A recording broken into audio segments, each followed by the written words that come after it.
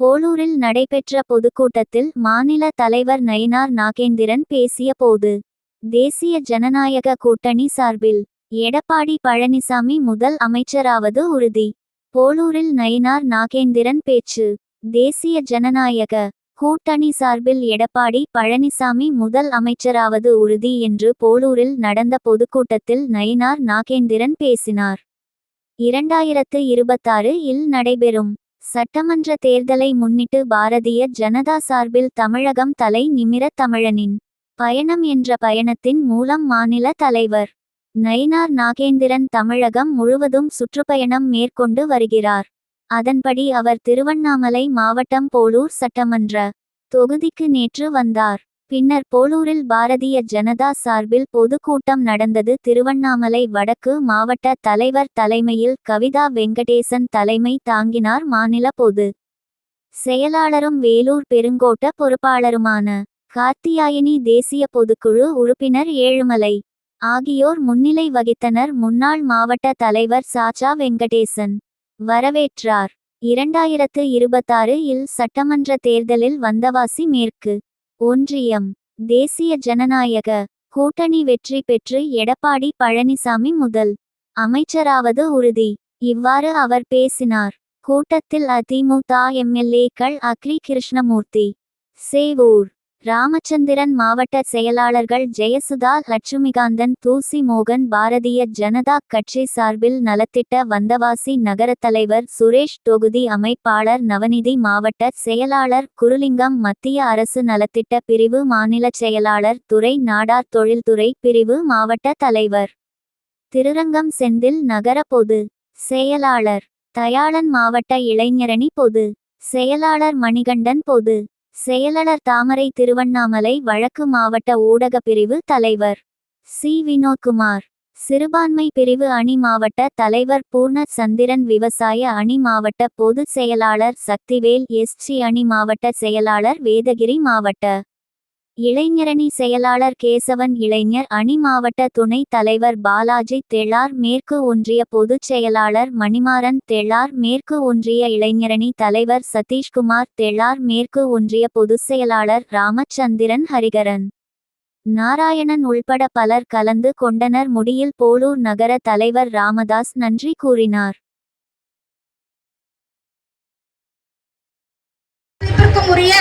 அண்ணன் நயினார் நாகேந்திரன் அண்ணன் அவர்கள் தமிழகம் நிமிர தமிழின் பயணம் என்ற ஒரு எழுச்சி பயணத்தை போளூர் சட்டமன்ற தொகுதியில் நடைபெற்றுக் கொண்டிருக்கின்றது. இந்த 2021 சட்டமன்ற தேர்தலில் பொய்யான வாக்குறுதிகளை கொடுத்து இன்று மக்கள் சேவையில் தன்னை முன்னிலைப்படுத்திக் கொண்டிருக்கும் தெற்கு மாவட்ட கழக செயலர் அனைத்து இந்திய அண்ணா திராவிட முன்னேற்ற கழகத்தினுடைய மரியாதைக்குரிய அக்ரி எஸ் கிருஷ்ணமூர்த்தி எம்எல்ஏ அவர்களை வருக வருக என்று இந்த நேரத்தில் இருதலை தூக்கி வருகின்றோம்.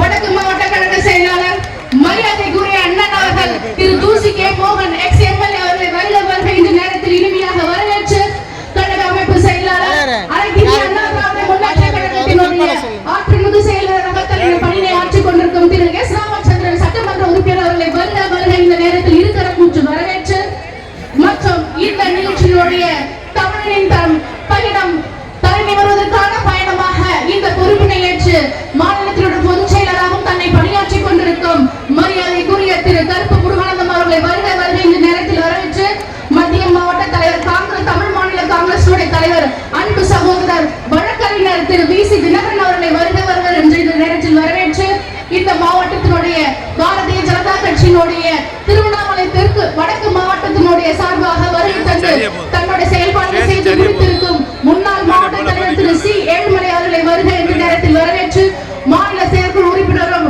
முன்னாள் மாவட்ட தலைவரும் திரு சாசா என் வெங்கடேசன் அவர்களை வருக வருக என்று வரவேற்று முன்னோடியாக தன் பணியினை செய்து நமது தேசிய செயற்குழு பொதுக்குழு உறுப்பினராக பணியாற்றிக் கொண்டிருக்கும் முன்னாள் மாவட்ட தலைவர் திரு பி பாஸ்கர் அவர்களை வரவேற்று இந்த மாவட்டத்தினுடைய பார்வையாளராக தன்னுடைய பணியை ஆற்றிக் கொண்டிருக்கும் திரு ஜீவானந்தம் அவர்களை வரவேற்று இந்த மாவட்டத்தினை கட்டுக்கோப்பாகவும் தன் கட்சியினுடைய அனைத்து பணிகளையும் சிறந்தாண்டு செய்து கொண்டிருக்கும் மாவட்ட நிர்வாகிகளாக மாவட்ட பொதுச் செயலர் பி முத்துசாமி அவர்களையும் சதீஷ் அவர்களையும் கே வெங்கடேசன் அவர்களையும் மாவட்ட பொருளாளர் அருள் அவர்களையும் மற்றும் வருகை தந்திருக்க அத்தனை பொறுப்பாளர்களுக்கும் மாவட்டத்தினுடைய துணைத் தலைவர்கள், செயலாளர்கள், பொருளாளர்கள், மாவட்ட செயற்குழு உறுப்பினர்கள், மாவட்டத்தினுடைய அணி தலைவர்கள், பிரிவு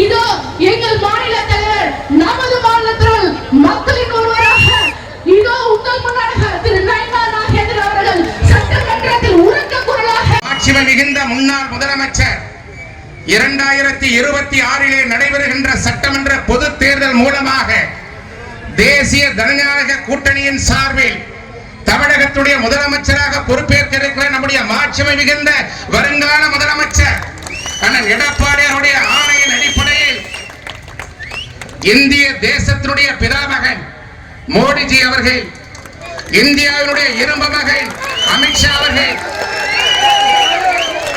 இவர்களுடைய வழியில் தென் திசையிலே ஏற்றப்பட்ட ஒரு தீபமாக தமிழக பாரதிய ஜனதா கட்சியினுடைய தலைவராக தான் பொறுப்பேற்ற நிலையிலே இருந்து இன்று வரை தமிழகம் எங்கும் சூறாவளி சுற்றுப்பயணம் மேற்கொண்டு தன்னுடைய ஆற்றலால், தன்னுடைய திறமையால், தன்னுடைய நாவன்மையால் இன்றைக்கு தமிழகத்திலே பாரதிய ஜனதா கட்சியை உருவாக்கி கொண்டிருக்கிற என்னுடைய மரியாதைக்குரிய அருமை அண்ணன் தமிழகத்துடைய பாரதிய ஜனதா கட்சியுடைய மாநில தலைவர், என்னுடைய மதிப்பிற்கு மிகுந்த மரியாதைக்குரிய அருமை அண்ணன் நயினார் நாகேந்திரன்ஜி அவர்களே,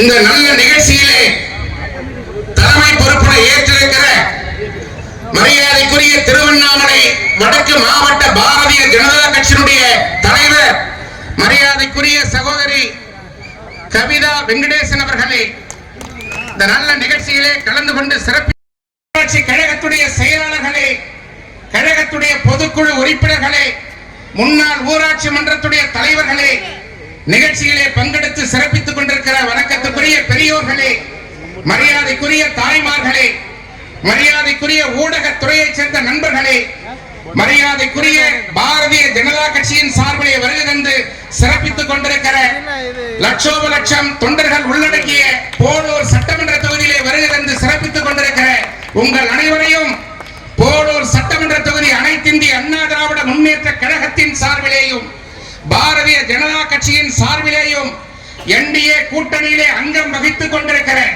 அனைத்து இயக்கங்களின் சார்பிலேயும் அன்போடு வருக வருக என்று வரவேற்று இன்றைக்கு ஒரு பிரம்மாண்டமான பொதுக்கூட்டம் போலூர் நகராட்சியின் சார்பிலே நடைபெற்றுக் கொண்டிருக்கிறது. இதே இடத்தில் அனைத்து இந்திய அண்ணா திராவிட முன்னேற்ற கழகத்துடைய பொதுச் செயலாளர் மரியாதைக்குரிய அருமையண்ணன் எடப்பாடி அவர்கள் பேசுகின்ற பொழுது 2021 நடைபெற்ற அனைத்து இந்திய அண்ணா திராவிட முன்னேற்ற கழகத்தின் தலைமையிலே இந்திய அண்ணா திராவிட முன்னேற்ற கழகத்துடைய ஆதரவோடு, பாரதிய ஜனதா கட்சியுடைய ஆதரவோடு, பாட்டாளி மக்கள் கட்சியுடைய ஆதரவு இந்த யாத்திரையை வெற்றிகரமாக முடிப்பேன் என்று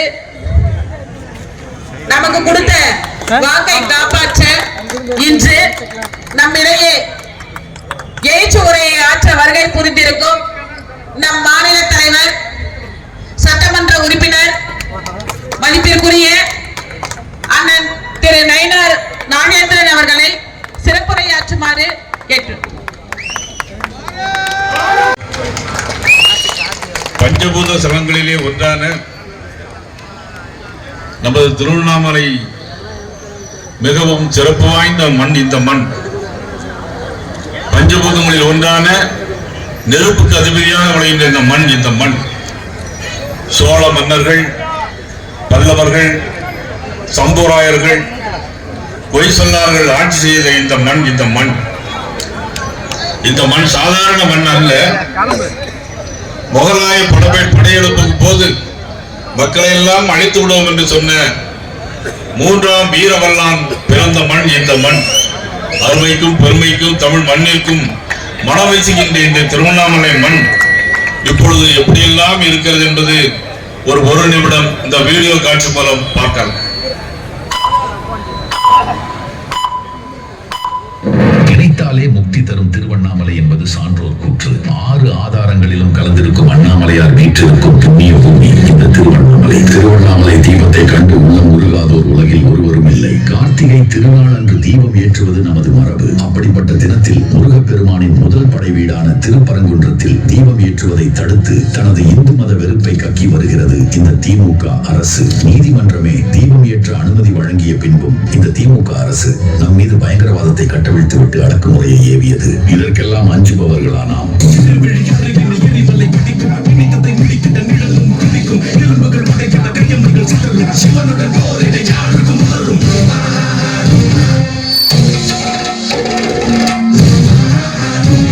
இந்த இந்து தர்மத்தையும் நமது வழிபாட்டு முறைகளையும் நம் முன்னோர்கள் விட்டு சென்ற மரபையும் எந்த அளவுக்கு இழிவுபடுத்த துடிக்கிறார்கள் என்று எண்ணி பாருங்கள். இந்த அண்ட சராசரத்தை ஆளும் எம்பெருமானின் சன்னதிக்கு களங்கம் விளைவிக்க முயன்ற இந்த திமுக ஆட்சியை என்ன பெயர் சொல்லி அழைப்பது? அண்ணாமலையார் கோவிலின் ராஜகோபுரத்தை மறைத்து வணிக வளாகம் கட்ட திட்டம் தீட்டிய இந்த இந்து விரோத திமுக அரசின் நயவஞ்சகத்தை எளிதில் மறந்துவிட முடியாது. இதே மாவட்டத்தை சேர்ந்த திமுக அமைச்சர் இந்த பிரச்சனைகளை சரி செய்யாமல் என்ன செய்து கொண்டிருக்கிறார்?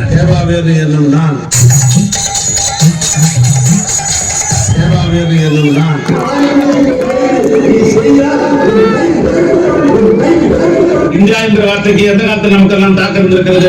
இந்தியானா ஏதோ வடக்கு இருக்கிற ஒரு ஊர், இதுதான் நம்ம ஊர்ல திராவிட நாடு பண்ண முடியுமா நம்ம யோசிப்போம். பிரிவினை பேசுவதையும் கேள்வி கேட்கும் மக்களை உதாசீனப்படுத்தி பேசுவதையும் தனது தார்மீக பணியாக செய்து வருகிறார். நெல், கரும்பு, வாழை, நிலக்கடலை, மா, கொய்யா என பலதரப்பட்ட விவசாயத்தை பரவலாக கொண்ட மாவட்டம். ஆனால் திமுக ஆட்சியில் இந்த மாவட்ட விவசாயிகள் பட்ட இன்னல்களையோ எளிதில் அளந்துவிட முடியாது. திருவண்ணாமலை மாவட்டம் செய்யார் அருகே சிப்காட் விரிவாக்கத்திற்காக அரசு சார்பில் சுமார் 3600 ஏக்கர் நிலங்கள் கையகப்படுத்தும்படி நடைபெற்றது. போராட்டத்தில் ஈடுபட்ட 7 விவசாயிகள் மீது குண்டர் சட்டத்தின் கீழ் வழக்கு பதிவு செய்யப்பட்டதை கண்டித்து போலி வழக்குகளை பதிவு செய்து மிரட்டி கையெழுத்து வாங்கியுள்ளதாக பாதிக்கப்பட்டவர்கள் கூறியுள்ளனர். உலக வரலாற்றிலேயே விவசாயிகள் மீது குண்டாஸ் போட்ட நம்பர் 1 ஆட்சியாளர் என்றால் அது நம் தமிழக முதல்வர் தான். பாஜக உள்ளிட்ட கட்சிகள் போராட்டம் நடத்திய பின்பு இந்த கையாலாகாத திமுக அரசு விவசாயிகள் மீது போடப்பட்ட குண்டாஸை வாபஸ் வாங்கியது. விவசாயிகளை ஏமாற்றிக் கொண்டிருக்கக்கூடிய தங்களுக்கு சம்பந்தமில்லாத விஷயங்களில் மூக்கை நுழைத்து மக்களின் உணர்வுகளை புண்படுத்தும் இந்த திமுக மக்களுக்கு தேவையான அடிப்படை கடமைகளை செய்ய தவறியிருக்கிறார்கள். இந்த மாவட்டத்தில் அரசு பள்ளிகளும் அரசு மருத்துவமனைகளும் பரிதாபகரமான நிலையில் உள்ளது. திருவண்ணாமலை மாவட்டம் செங்கம் அரசு ஆண்கள் மேல்நிலைப் பள்ளியில் கட்டிடத்தில் உள்ள தீர்வுடைய வேற ஒரு கட்டிடத்திற்கு மாற்றாமல் கட்டிடத்தோட கட்டிடமாக வீழ்த்தப்பட்டு வருகிறது. இது கண்ட மாணவர்கள் மற்றும் பெற்றோர்கள் அதிர்ச்சி அடைந்துள்ளனர்.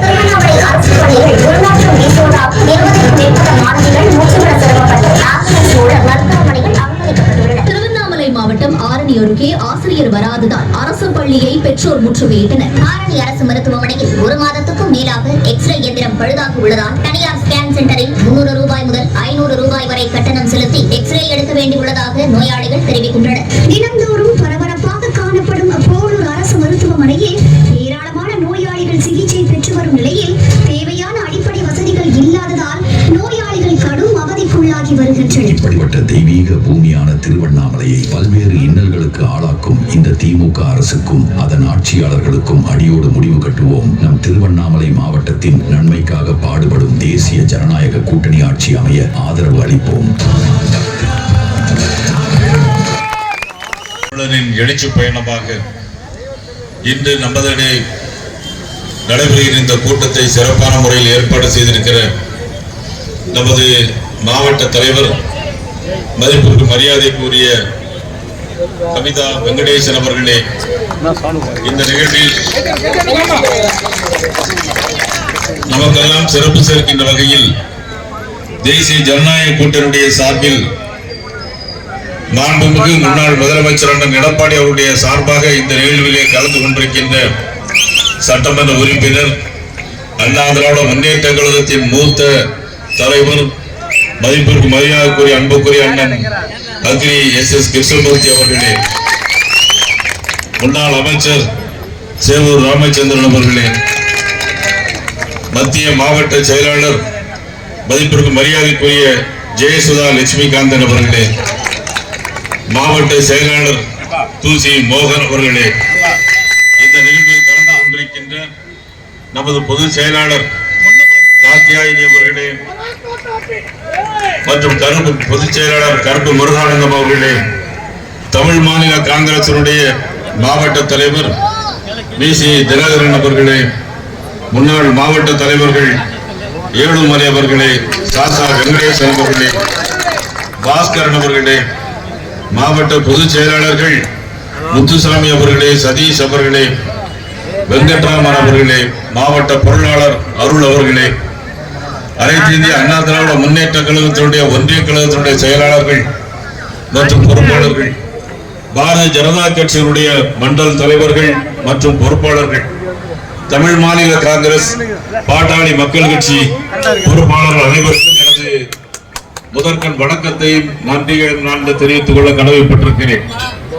அண்ணன் எஸ் கிருஷ்ணமூர்த்தி அவர்கள் பேசும்போது குறிப்பிட்டு பேசினார்கள். 525 தேர்தல் வாக்குறுதிகளை கொடுத்து, பொய்யான வாக்குறுதிகளை கொடுத்து, நடைபெற முடியாத வாக்குறுதியை கொடுத்து ஆட்சிக்கு வந்த முதலமைச்சர் ஸ்டாலின் அவர்கள் இன்னும் பொய்யை சொல்லிக் கொண்டே இருக்கிறார்கள். எதற்கெடுத்தாலும் நீதிமன்றத்திற்கு போவதுதான் அவருடைய வாடிக்கையாக இருக்கிறது. எதற்கெடுத்தாலும் இன்றைக்கு மக்கள் வாக்கெடுப்பு எடுத்தாலும் சரி, வாக்குரிமை கணக்கெடுப்பு எடுத்தாலும் சரி, சார் அப்படின்னு சொன்னால் ஏதோ வித்தியாசமாக பேசிக் கொண்டிருக்கிறார்.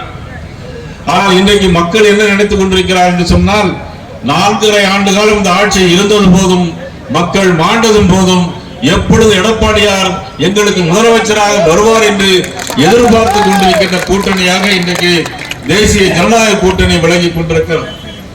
இந்த மாவட்டத்தில் எதை செய்தார்கள்? இந்த வீடுகளை பார்த்தீர்கள், விவசாய மக்களுக்கு எதையுமே செய்யவில்லை. இந்த பகுதியிலே வாழ்கின்ற விவசாய மக்களுக்கு விவசாயம் ஒரு ஏற்பாட்டை செய்வோம் என்று சொன்னார்கள், எதையும் செய்யவில்லை. வாழைக்கு ஆதரவு விலை அதிகமாக பெற்றுத் தருவோம் என்று சொன்னார்கள். கரும்பு விவசாயிகள் இன்றைக்கு அல்லல்படுகிறார்கள். மாவட்டம் தோறும் தானிய கிடங்கு அமைப்போம் என்று சொன்னார்கள், இதுவரை செய்யவில்லை. 10,000 கோடி ரூபாய்க்கு நீர் மேலாண்மை அமைத்து தருவோம் என்று சொன்னார்கள், இதுவரையிலும் செய்யவில்லை. இதே பகுதியில் விவசாயிகளுக்கு எதிராக 3174 ஏக்கர் நிலத்தை இன்னைக்கு சிப்காட் எடுப்பதற்காக இன்னைக்கு முயற்சி செய்து கொண்டிருக்கிறார்கள். அதையும் இன்னைக்கு விவசாயிகள் போராடி கொண்டிருக்கிறார்கள். மணல் கொள்ளை ஒரு பக்கம், இன்றைக்கு கனிம உலகங்கள் கொள்ளை ஒரு பக்கம், எல்லா கொள்ளைகளும் இன்றைக்கு திராவிட முன்னேற்ற கழக அரசில் நடந்து கொண்டிருக்கிறது. கூட்டுறவு சங்கங்கள் மூலமாக எல்லா ஏற்பாட்டையும் செய்து வரும் என்று சொன்னார்கள். கூட்டுறவு சங்கங்கள் மூலமாக வெள்ளம் எடுப்பதற்கு உதவி செய்வோம் என்று சொன்னார்கள், இதுவரையிலும் செய்யவில்லை. நீராவானம் அமைத்து ஏற்பாடு செய்வோம் என்று சொன்னார்கள். அண்ணன் எடப்பாடியார் அவர்கள் சட்டமன்றத்திலே பேசினார்கள், அதற்குள் ஆட்சி மாற்றம் ஏற்பட்டது. இல்லை என்று சொன்னால் நிச்சயமாக அதை ஏற்பாடு செய்து தந்திருப்பார்கள். பட்டியலின மக்கள் இன்றைக்கு படுகின்ற பாடு இன்றைக்கு மிக மோசமான ஒரு நிலைமையில் போய் கொண்டிருக்கிறது. பள்ளிக்கூடங்களிலே மாணவர்களுக்கு ஜாதி சான்றிதழ் தருவோம் என்று சொன்னார்கள். பள்ளிக்கூடங்களே தருவோம் என்று சொல்லிவிட்டு இதுவரையிலும் செய்யவில்லை. அண்ணன் எஸ் கிருஷ்ணமூர்த்தி பேசும்போது சொன்னார்கள் 525 தேர்தல் வாக்குறுதிகள். அந்த தேர்தல் வாக்குறுதிகள் ஒன்றுதான் இன்றைக்கு பள்ளிக்கூடங்களிலே படிக்கிற மாணவர்களுக்கு ஜாதி சான்றிதழ், வருமான சான்றிதழ் கூட தருவோம் என்று சொன்னார்கள். இதே மாவட்டத்தில் 10வது வகுப்பு படிக்கிற ஒரு மாணவி ஜாதி சான்றிதழ் பெற முடியவில்லை என்று சொல்லி இன்றைக்கு அவர் சூசைட் பண்ணதும் இதே மாவட்டத்தில் என்பதை தெரிவித்துக் கொள்கிறேன். அதே போல மகளிர்களுக்கு சுய உதவி குழுக்களுக்கு 25% அவர்களுக்கு மானியம் தருவோம் என்று சொன்னார். வாங்குகிற லோன்களுக்கு 25% மானியம் தருவோம் என்று சொன்னார்கள், இதுவரையிலும் தரவில்லை. வறுமை கோட்டில் கீழே வாழ்கின்ற 1 லட்சம் மகளிர்களுக்கு கடன் நாங்கள் தருவோம் என்று சொன்னார்கள், இதுவரையிலும் கடன் தரவில்லை. அந்த அளவிற்கு ஒரு மோசமான ஒரு ஆட்சி. குடும்பங்களுக்கு சர்டிபிகேட் கிடைக்கவில்லை. சம்பூராயம் அந்த மாவட்டத்தில் SC/ST சர்டிபிகேட் யாருக்குமே தரவில்லை. அவ்வளவு தூரம் ஒரு மோசமான ஆட்சி இந்த ஆட்சி நடைபெற்றுக் கொண்டிருக்கிறது. மத்திய அரசு எதை கொடுத்தாலும் எதை தந்தார்கள் என்றுதான் சொல்லுகிறார்களே தவிர தந்ததை சொல்லுகின்ற அரசாக முதலமைச்சர் ஸ்டாலினுடைய அரசு இல்லை. நேற்று முன்தினம் கூட திருப்பரங்குன்றத்தில் கார்த்திகை தீபம் ஏற்ற முடியவில்லை. நீதிபதிகள் கார்த்திகை தீபம் ஏற்றலாம் என்று சொல்லியும் கூட அங்க 144 தடை உத்தரவு போடுகிறார்கள். நான் உட்பட திருப்பரங்குன்றத்தை சென்ற அனைவரையுமே கைது செய்தது இந்த திராவிட முன்னேற்ற கழக அரசு என்பதை நீங்கள் நினைவிலே கொள்ள வேண்டும். ஆன்மீகத்திற்கு எதிரான ஒரு அரசு இனி இந்த நாட்டில் இருக்கக்கூடாது என்பதுதான் எங்களுடைய எண்ணமும் குறிக்கோளாக இருந்து கொண்டிருக்கிறது. எதை செய்தாலும் செய்யவில்லை. மத்திய அரசு 3வது முறை பிரதம அமைச்சராக வந்த மாண்புமிகு பாரத பிரதமர் நரேந்திர மோடி அவர்கள் 14 லட்சம் கோடி ரூபாய் தந்திருக்கிறார்கள் தமிழ்நாட்டில். 16 லட்சம் கோடி ரூபாய். அதிலே இந்த மாவட்டத்திற்கு எடுத்துக்கொண்டு சொன்னால் திண்டிவனம் டு செஞ்சி திருவண்ணாமலை 70 கிலோமீட்டர் புதிய ரயில் பாதைக்கு 50 கோடி ரூபாய் மத்திய அரசு தந்திருக்கிறது. அது மட்டுமா, 150 கோடி ரூபாய் செலவில் இந்த மாவட்டத்திலே விழுப்புரம் டு வேலூர், வேலூர் டு தூத்துக்குடி ஆகிய ஊர்களுக்கு போறதற்கு 269 கோடி ரூபாய் தேசிய நெடுஞ்சாலைக்கு தந்தது மத்திய அரசு. யாரும் மறுக்க முடியாது. கிருஷ்ணகிரி டு திண்டிவனம் 176 கிலோமீட்டர் 562 கோடி ரூபாய்க்கு, கிருஷ்ணகிரி டு திண்டிவனத்திற்கு 176 கிலோமீட்டர் சாலை போடுவதற்கு 561 கோடி ரூபாய் தந்தது பாரத பிரதமர் நரேந்திர மோடி என்பது யாரும் மறுக்க முடியாது. இதே மாவட்டத்தில் விவசாயிகளுக்கு 6000 வீதம் 3 லட்சம் பேர் இதே மாவட்டத்தில் 6000 ரூபாய் வாங்கின 3 லட்சம் பேர் இருக்கிறார். மொத்த தொகை எவ்வளவு தெரியுமா? 706 கோடி ரூபாய். 706 கோடி ரூபாய் இதே மாவட்டத்தில் விவசாயிகளுக்கு கொடுத்தது பாரத நரேந்திர மோடி அவர்கள். மதிப்புக்குரிய ஸ்டாலின் அவர்கள் விவசாயிகளுக்கு என்ன தந்தார்? இந்த மாவட்டத்தில் ஒரு பைசா கொடுத்திருப்பாரா? இதுவரை ஒரு பைசா கூட கொடுக்க முடியும். 3 லட்சம் பேருக்கு ஜல்ஜீவன் திட்டம் மூலமாக 3 லட்சம் பேருக்கு ஜல்ஜீவன் திட்டம் மூலமாக இன்றைக்கு குடிநீர் இணைப்பு கொடுத்திருப்பது மத்திய அரசு. ஆனால் மாநில அரசு என்ன செய்தது? மத்திய அரசு எதை கொடுத்தாலும் அதை மாநில அரசு கொடுத்ததுக்காக ஸ்டிக்கர் ஒற்ற வேலையை தவிர வேற எந்த வேலையும் இதுவரை அவர்கள் செய்தது கிடையாது. ஸ்டிக்கர் ஒற்ற வேலை. ஜெயலலிதா பேசினார்கள் விடியாத அரசு என்று சொல்லி. அவர்கள் என்ன தெரியுமா 2021 ஸ்டிக்கர் ஒட்டினாங்க வீடு வீடா. ஸ்டாலின் தான் வரப்போறாரு, விடியல் தான் தர போறார். 4.25 வருஷம், இன்னும் 100 நாட்கள் இல்லை ஆட்சி முடிவதற்கு. மகளிர் உரிமை தொகை இன்னும் தருவோம் என்று சொல்லுகிறார். 1000 ரூபாய் தருவோம் என்று சொன்னார் ஆட்சி வருவதற்கு முன்னால். ஆனால் 30 மாசம் கொடுக்க முடியவில்லை, கொடுக்கவில்லை. பாராளுமன்ற தேர்தல் வந்த பிறகு கொடுத்தார். ஆனால் எல்லோரும் கேட்க வேண்டும், 30 மாசங்கள் பெண்டிங் வச்சிருக்கிறீங்க, அந்த 30 மாசம் ரூபாயும் ஒரு ஆளுக்கு 30,000 ரூபாய்களை தர வேண்டும் என்று எல்லா மகளிரும் கேட்க வேண்டும். எப்படி கேட்க வேண்டும்? நாட்கள் இல்லை, தேர்தல் மூலமாக கேட்க வேண்டும். இதே மாவட்டத்தில் தாமரை சின்னம் நிற்கலாம், இரட்டை சின்னம் நிற்கலாம், எந்த சின்னத்தில் இருந்தாலும் அவருடைய அமோக வாக்கு வித்தியாசத்தில் வெற்றி பெற செய்ய வேண்டும் என்பதை கேட்டுக்கொள்கிறேன். புதிய கட்சி ஆரம்பித்திருப்பவர் வருவார்கள், நிறைய பேர் வருவார்கள். எத்தனை பேர் கட்சி ஆரம்பித்தாலும் புரட்சி தலைவர் மாதிரி ஒரு தலைவரை இந்த நாடு இனி பார்க்க முடியாது. அவருடைய மறு உருவமாகத்தான் பாரத பிரதமர் நரேந்திர மோடி அவர்கள் இன்றைக்கு இந்தியாவுடைய இரும்பு மனிதர் மட்டுமல்ல, அகில உலக அளவில் இன்றைக்கு அமெரிக்க அதிபராக இருந்தாலும் சரி, ரஷ்ய அதிபராக இருந்தாலும் சரி, அவரை பார்த்து கட்டி பிடித்து கட்டி தழுவுகிற மாபெரும் தலைவர் நரேந்திர மோடி அவர்கள். ஆனால் இன்றைக்கு எல்லாரும் சாதாரணமாக பேசுகிறார்கள். திமுகவை சேர்ந்தவர் ரொம்ப சாதாரணமாக பேசுகிறார். இந்தியாவில் இன்றைக்கு இரும்பு மனிதராக பாரத நரேந்திர மோடி இல்லை என்று சொன்னால் இந்தியா ஒரு நாடாக இன்றைக்கு உலக வரைபடத்தில் இருந்திருக்க முடியாத சூழலை இன்றைக்கு ஏற்படுத்தியிருப்பார்கள்.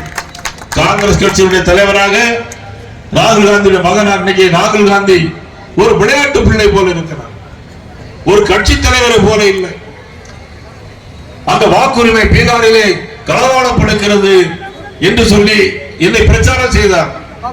நம்முடைய முதலமைச்சர் கூட பீகாருக்கு பிரச்சாரத்துக்கு போனார். காரணம் இந்தி கூட்டணிக்காக 243 இடங்களில் 243 இடங்களில் 202 இடங்களை வென்ற கட்சி பாரதிய ஜனதா கட்சியுடைய கூட்டணி. யாரும் மறந்துவிட முடியாது. இன்றைக்கு வரலாறு அதே மாதிரி தான் இருக்கிறது. வாக்கு சீட்டு சரிபார்ப்பு நடந்து கொண்டிருக்கிறது. இதற்கும் உச்ச நீதிமன்றத்தில் போனார். உச்ச நீதிமன்றம் தலையில ஒரு கொட்டு கொட்டி தமிழ்நாட்டுக்கு அனுப்பிவிட்டது. திருப்பரங்குன்றத்திற்கு கோர்ட்டு போனார். தமிழ்நாட்டு முதலமைச்சர் ஸ்டாலின் அவருடைய தலையில ஒரு கொட்டு கொட்டி திருப்பி அனுப்பி இருக்கிறது. இன்னைக்கு உச்ச நீதிமன்றத்திற்கு போயிருக்கிறார்கள். அப்பொழுது அவருடைய தலையிலே ஒரு கொட்டு கொட்டி திருப்பி அனுப்பி விடுவார்கள். ஜிஎஸ்டி போனாலும் உச்ச நீதிமன்றம், எதுக்கு போனாலும் உச்ச நீதிமன்றம், நீட்டுக்கு போனாலும் உச்ச நீதிமன்றம், எது எடுத்தாலும் உச்ச நீதிமன்றம். ஆனால் உச்ச நீதிமன்றம் சரியான தீர்ப்பை நிச்சயமாக வழங்குமோ இல்லையோ, தமிழ்நாட்டு மக்கள் சரியான தீர்ப்பை 2026 வழங்க வேண்டும் என்று நான் இந்த நேரத்தில் கேட்டுக்கொள்ள கடமைப்பட்டிருக்கிறேன். இது கூட்டணி ஒரு சாதாரண கூட்டணி அல்ல. இன்னைக்கு ஒரு பத்திரிகையிலே கருத்து கணிப்பு வந்திருக்கிறது. 90 இடம் ஒருவருக்கு, 70 இடம் ஒருவருக்கு, 35 இடம் ஒருவருக்கு. அந்த பத்திரிகையிலே போட்டிருக்கிறார்கள் மத்திய உளவுத்துறை ரிப்போர்ட்டா. நான் கேட்கிறேன், மத்திய உளவுத்துறை உங்க பத்திரிகைக்கு மட்டும் தனியா ஒரு ஸ்பெஷல் ரிப்போர்ட் அனுப்பியிருக்காங்களா? அந்த ரிப்போர்ட் என்ன பத்திரிகைக்கு அனுப்புவாங்க? உளவுத்துறை எடுத்த ரிப்போர்ட்டை யாருக்கு அனுப்புவாங்க? வேற எந்த பத்திரிகையும் வரல. இந்த பத்திரிகையில ஒரு சிலு இருக்கு. அது சென்னையில மட்டும்தான், திருச்சியில இல்லை, திருநெல்வேலியில் இல்லை, ஈரோட்டில் இல்லை. இவரோட கருத்து கணிப்பு எத்தனை கருத்து கணிப்பு இருக்கிறது? 1998ஆம் ஆண்டு பாரதிய ஜனதா கட்சியும் அனைத்து இந்திய அண்ணா திமுகவும் புரட்சித் தலைவர் அம்மா அவர்கள் இருக்கின்ற பொழுது இதே கூட்டணி ஏற்பாடு செய்தார்கள். அண்ணன் எஸ்.எஸ். கிருஷ்ணமூர்த்தி அவர்களுக்கு தெரியும். அன்றைக்கு பத்திரிகையில் கருத்து கணிப்பில் எப்படி தெரியுமா எழுதியது? ஒரு இடம் கூட கிடைக்காது. பாரதிய ஜனதா கட்சியில் வேறொன்ற முடியாது சொன்னார்கள். 30 இடங்களை அன்னைக்கு புரட்சித் தலைவர் அம்மாவுடைய தலைமையிலே வென்ற கூட்டணி தான் பாரதிய ஜனதா கட்சி அண்ணா திமுக கூட்டணி. அதே கூட்டணி இன்றைக்கு திரும்ப வந்திருக்கிறது. இந்த நாட்டில் நல்லது நடக்க வேண்டும் என்பதற்காக 11 மருத்துவக் கல்லூரிகளை தந்தது பாரதிய ஜனதா கட்சி, பெற்று தந்தது நமது அன்றைய முதலமைச்சர் இன்றைய எதிர்கட்சி தலைவர் அண்ணன் எடப்பாடி பழனிசாமி அவர்கள் என்பதை மறந்துவிட முடியாது. இந்த கூட்டணியை ஏதோ நயினார் நாகேந்திரனோ, கிருஷ்ணமூர்த்தி அவர்களோ, ஜெயசுதா அவர்களோ, தூசிமேகன் அவர்களோ, கருப்பு முருகானந்த் அவர்களோ ஏற்பாடு செய்யவில்லை. அண்ணன் அவர்கள் பேசியது போல பாரத நரேந்திர மோடி அவர்களும் உள்துறை அமைச்சர் அமித்ஷாஜி அவர்களும் அண்ணன் எடப்பாடி அவர்கள் சேர்ந்து உருவாக்கிய கூட்டணி. இந்த கூட்டணி வெல்கின்ற கூட்டணியாக அமைய இருக்கிறது. இதை யாரும் தடுத்து நிறுத்த முடியாது. எல்லா இடத்திலும் கஞ்சா போதைப் பொருட்கள். 10 வயது பெண்கள் ரோட்டிலே நடமாட முடியவில்லை. 10 வயது பெண்ணிலிருந்து 70 வயது பெண்கள் வரையிலும் இன்றைக்கு ரோட்டில் நடமாட முடிகிறதா? கஞ்சா. எங்கு பார்த்தாலும் கஞ்சா, கள்ளச்சாராயம். கள்ளக்குறிச்சியில் 65 பேர்கள் இறந்து போனார்கள் கள்ளச்சாராய குடி. 10 லட்சம் ரூபாய் பணம் கொடுக்கிறார் முதலமைச்சர். விவசாயி ரோட்டில் இறந்து போனால், விவசாயி கரண்டிலே அடிபட்டு போனால் 2 லட்சம் ரூபாய். ஆனா கள்ளச்சாராயம் குடிச்சு இறந்து போனா 10 லட்சம் ரூபாய் கொடுக்கக்கூடிய முதலமைச்சர் உலகத்திலே தமிழ்நாட்டில் மட்டும்தான் இந்த முதலமைச்சர். இப்படி ஒரு முதலமைச்சர் நமக்கு தேவையா? கரூரிலே 41 பேர் இடுபாடுகளை இறந்து போனார்கள். தமிழக வெற்றி கழகத்துடைய தலைவர் வந்தார். 12 மணிக்கு வருகிறேன் என்று சொல்லிவிட்டு இரவு 7 மணிக்கு வந்தார். இரவு 7 மணிக்கு வரும்போது அவர்களுக்கு உணவு ஏற்பாடு இல்லை, தண்ணீர் ஏற்பாடு இல்லை. இன்னைக்கு எங்களுடைய மாவட்டத்தில் கவிதா கணேசன் ஏற்பாடு செய்திருக்கிறார். எல்லாருக்கும் தேவையான வசதிகளை செய்து கொடுத்து இந்த கூட்டத்தை ஏற்பாடு செய்திருக்கிறார். அங்கு எந்த ஏற்பாடும் இல்லை. ஆனால் இடுபாட்டு வளர்ச்சிக்கு 41 இறந்து போனார்கள். 3 வயது பெண் குழந்தை, 10 வயது குழந்தை. தன்னுடைய தாய் கண்முன்னாலே கூட்டத்தில் 3 வயது குழந்தை நசுங்கி, கால்மதி போட்டு நசுங்கி செத்து போன காட்சியை பார்த்தால் யாருக்குத்தான் மனசு உருகாது? அவ்வளவு ஒரு மோசமான ஒரு சூழ்நிலை. முதலமைச்சர் உடனே வருகிறார். யாரை காப்பாற்ற? அந்த கூட்டத்திலே அந்த தமிழக வெற்றி கழக தலைவர் பேசுகிறார். பேசுறதுக்கு முன்னாலே மைக் எடுத்து 10 ரூபாய் பாட்டிலுக்கு 10 ரூபாய் பாட்டிலுக்கு பேசுகிறார். 10 ரூபாய் பாட்டில் என்னன்னு தெரியுமில்ல அவங்களுக்கு? என்னது? 10 ரூபாய் பாட்டில் பேசும்போது சிறப்புகள் வந்து வீசுறாங்க.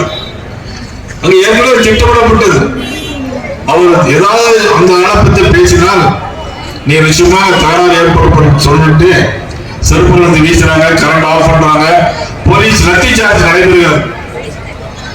ஆனால் சட்டமன்றத்தில் முதலமைச்சர் பேசும்போது சொல்லுகிறார் லத்தி சார்ஜ் நடைபெறவில்லை, தகுந்த போலீஸ் பாதுகாப்பு போட்டிருந்தோம் சொன்னார். ஆனால் லத்தி சார்ஜிலே ஈடுபாட்டுகளை சாக்கடைகளை ஒருவர் மேல் விழுந்து ஒருவருக்கு மேல் ஒருவர் மிதித்து நசுங்கி 41 பேர் இறந்து போனார்கள். யாரை காப்பாற்றுவதற்காக? அதற்கு இன்னைக்கு சொன்னார்கள் உச்ச நீதிமன்றம் போனார்கள், சிபிஐ வேண்டாம் என்று. அங்கே உச்ச நீதிமன்றம் அவர்களை தரையிலே கொண்டு வீட்டுக்கு அனுப்பிவிட்டார். எதை எடுத்தால் உச்ச நீதிமன்றம். அவர் கள்ளக்குறிச்சிக்கு 65 பேர் இறந்து போனார்கள். முதலமைச்சருடைய கால்கள் வரவில்லை. 41 பேர் இறந்து போன கரூருக்கு இறந்து போனார். யாரை காப்பாற்ற? செந்தில் பாலாஜியை காப்பாற்றுவதற்காக. இப்படிப்பட்ட ஒரு ஆட்சி. எங்கு பார்த்தாலும் கஞ்சா, போதைப் பொருட்கள், படுகொலைகள், பாலியல் வன்கொடுமைகள். கோயம்புத்தூரிலே பார்த்தால் ஒரு ஆணும் பெண்ணும் தனியாக இருக்கின்ற பொழுது கஞ்சா போதையோடு 3 பேர் சேர்ந்து ஒரு பெண்ணை விடியற்கால 4 மணி வரையும் பாலியல் பலாத்காரம் செய்திருக்கிறார். எவ்வளவு கொடுமை! இந்த கொடுமையெல்லாம் தமிழ்நாட்டில் நடைபெறுகிறது. இன்னும் ஒரு சில கொடுமையை ஒரு வீடியோவில் பார்க்கலாம்.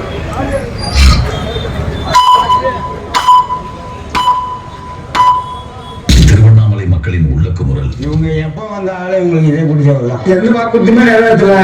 ஒரு அடிப்படை வசதியா குப்பையே வாழ்றதுக்கு இல்ல. திருவண்ணாமலை மாநகராட்சிக்குள்ள குப்பை தேங்கி கிடக்குது. பாதாசாக்கள் தெருக்குள்ள நோண்டி போட்டு துண்டு மூலியமா தான் தெருக்குள்ள இருக்குது. மாநகராட்சி கொண்டாங்க எந்த தகுதியுமே இந்த திருவண்ணாமலை கிடையாது. பேருந்து மட்டும் சரியான போது அரசு பற்றி சரியா கொடுக்கணும். பேருந்து மட்டும் சரியா கீழே மட்டும் ஆட்டோமேட்டிக்கா சரியா கொடுக்கணும். மெயின் மலையிலிருந்து ஓடக்கூடிய ஓடைய சீர்குறி வந்து ரோட்ல இருக்கிற கை வச்சாலும் நல்லா இருக்கும். அதை விட்டுறாங்க. ரோட்ல மெயின் ரோட்ல சீர் பண்ணினா புரியல கிடையாது. இன்னைக்காக ஒரு நாள் ஏதாவது ஒரு அதிகாரி திருவண்ணாமலை மாட வீதியோ கோவிலையோ திருவண்ணாமலை நடந்து சுத்தினாங்கன்னா இன்னைக்கு இல்லை. சுத்தினாலும் மக்கள் போற கஷ்டம் அவங்களுக்கு புரியும். கவர்மெண்ட் காலேஜ் பசங்களுக்கு பஸ் ஒரு முறையான பஸ் கிடையாது. 80 பேர் அந்த பஸ்ல கெப்பாசிட்டினா கிட்டத்தட்ட 160 பேர் 150 பேர் அந்த பஸ்ல போற அளவுக்கு. அப்புறம் விபத்து ஏற்படாம என்ன ஏற்படும்? 1000 பணம் கொடுத்தீங்கன்னா யாரு வீட்டு பணம் கொடுக்குறேன்? உங்ககிட்ட பணம் கொடுக்குறேன். எங்கிட்ட வசூல் பண்ணி எங்கிட்ட கொடுக்குறேன். 1000 ரூபாய் கொடுக்குறேன். ஒன்றும் கிடையாது. தீபாவளி 22 கோடி திருவண்ணாமலை டாஸ்மாக் வசூல். முதல்ல 44 கோடி, மொத்தம் 528 கோடி தமிழ்நாட்டுல டாஸ்மாக் தீபாவளி 3 நாள் 3 days மாசம் 1000 ரூபாய் கொடுக்குறாங்க. பார்த்தீங்களா? அதை விட 5 மடங்கு இந்த 3 நாள் அவங்க சந்தோஷம். இயற்கையை பொறுத்தவரையும் ஆதாயம் இல்லாம வேலை போறாங்க. டாஸ்மாகோட கஞ்சா போறாங்க. கஞ்சா வச்சுதான் டாஸ்மாக் கஞ்சாவும் குடிச்சும் ஒரே பிரச்சனை இருக்குங்க சார். ஆட்சியில் வர நான் பாக்குறேன், அது பாக்குறேன். எப்ப பார்த்தா இந்த குடி நிறுத்தினா தானே கண்டுவெளி பார்க்க மாதிரி ஆயிப்போச்சு. ஊர் போலீஸ்காரர்களே பார்த்தாலும் கண்டுகளாம போறாங்க. சாந்தத்துல வந்து போறாங்க. ஒரு பார்க்க மாதிரி ஆயிப்போச்சு. யார் ரோடு போட்டு 3 மாசம் ஆகல. போயிட்டு பாருங்க போட்டோ எடுத்துக்கோங்க. இந்த ரோடு வந்து புதுப்பேட்டை போற ரோடு 3 ஹெக்டேர் 12 ஏக்கர்ஸ். விவசாயத்துக்கு இந்த ஆட்சியே கிடையாது. விவசாயிகளுக்கு எதிர்மறையான ஒரு ஆட்சி. ஊட்டை எடுக்க போறாங்க. நாங்க இத்தனை வருஷமா இருக்கிறோம். ஊட்டை எடுங்கன்னா நாங்க எங்க போறது? கொழா கொடுத்துருக்காங்க. வீட்டு வரி இருக்குது, கரண்ட் இருக்குது, எல்லாமே இருக்குது. இப்ப வந்து நீங்க எடுக்கிறா அது எப்படி? அதுக்கு நாங்க கட்டும் போதே நீங்க அந்த வார்த்தையை சொல்லிருக்கணும். வேற இடத்துக்கு போய் எங்களை கொடுத்தாலும் எங்களால வெளியில போய் வாழ முடியாது. இந்த ஆட்சியில திருப்தி இல்லை. எங்களுக்கு திமுக ஆட்சியில எனக்கு முடியல. சூரிய அநியாயம்னா அக்க போட்டா அத்தி முடிச்ச மாட்டாங்க. அவனும் அந்த கட்சி தான் இருந்தாலும் எதுவும் பெனிஃபிட் இல்லைன்னு போது நம்ம யார் செய்யறவங்களும் மாற்றம் வரலாம்னு நினைக்கிறேன். சுத்தமா மோசம். 100% வேஸ்ட். மாறணும், சரியா இருக்கும். மாறணும், டெஃபினெட்லி மாறணும். டிஎம்கே இருக்கக்கூடாது. சரியில்லை, ஆட்சி சரியில்லை. ஒண்ணுமே செய்யலடா, ஒண்ணுமே செய்யலையே, எதுவுமே செய்யல. அசிங்கம் விடுங்க. பேசினாலே ஜாஸ்தி பேசலாம்.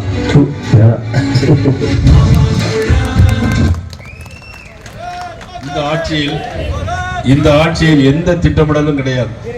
ஒரே ஒரு விஷயத்துக்கு மட்டும் நல்ல திட்டம் போடுறாங்க. டாஸ்மாக்ல இந்த வருஷம் எவ்வளவு வியாபாரம் விற்கணும், போன தடவை தீபாவளிக்கு எவ்வளவு வியாபாரம் வித்துச்சு, அடுத்தால எவ்வளவு விற்கணும், இதுதான் திட்டமிடல். ஆனால் தேர்தல் வாக்குறுதியில் என்ன சொன்னாங்க? படிப்படியாக நாங்கள் டாஸ்மாக் கடைகளை குறைப்போம்னு சொன்னாங்க. இன்னைக்கு 800 கோடி ரூபாய்க்கு இன்னைக்கு வியாபாரம் நடந்திருக்கு டாஸ்மாக். இதுலதான் கவனம் செலுத்துறாங்களே தவிர, ஏன் அப்படின்னு சொன்னா ஒரு பாட்டிலுக்கு 10 ரூபா, பகல்ல விற்கிற பாட்டிலுக்கு 10 ரூபா கமிஷன், இரவு விற்கிற பாட்டில் 25 ரூபாய் கமிஷன். இது யாருக்கெல்லாம் போகுது அப்படின்னா முன்னாள் அமைச்சர் அப்படியே செந்தில் பாலாஜிக்கு இந்த கமிஷன் எல்லாம் போகுது. இந்த கமிஷன் அவங்களுடைய தலைமைக்கு போகுது.